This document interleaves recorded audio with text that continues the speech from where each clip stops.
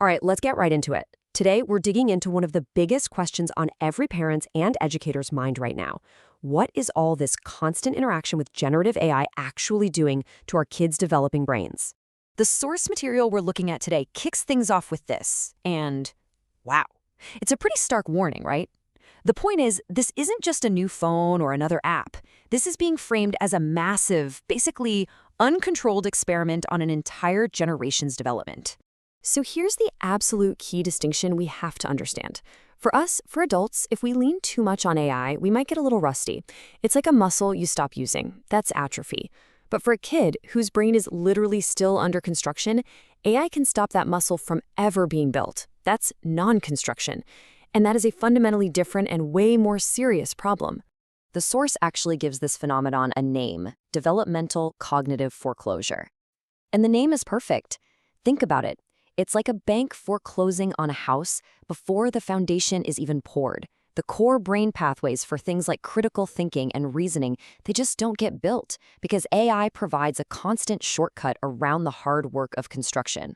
Okay, so how does this bypass actually work? Like, what's happening on a biological level? This really gets to the core of how our brains learn, well, anything.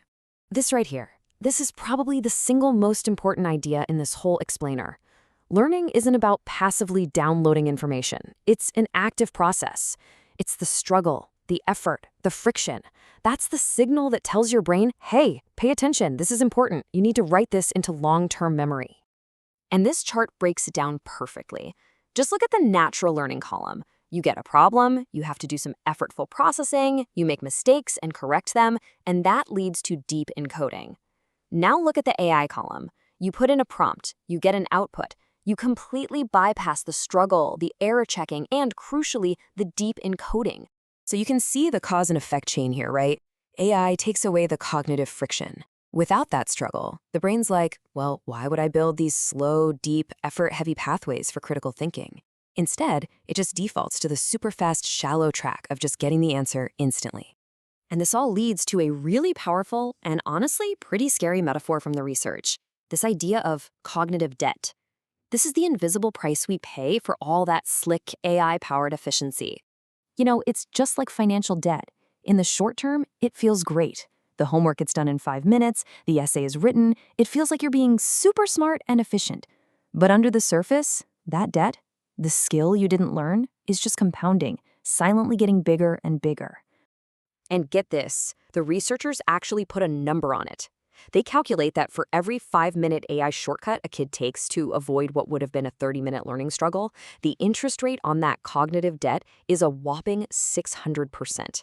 It just shows how fast these tiny little moments of taking the easy way out can add up to a massive deficit. And just like any debt, sooner or later the bill comes due. This is the moment the AI isn't there to help, you know, during a test, or when the Wi-Fi is down, or when you're faced with a totally new kind of problem. And that's when the performance that looks so amazing on the surface just collapses, because there was nothing real underneath holding it up. And, you know, this impact isn't just about homework and tests. It's deeply social and emotional, too. I mean, think about it. Real human relationships are messy, right? They require working through misunderstandings, negotiating, repairing hurt feelings.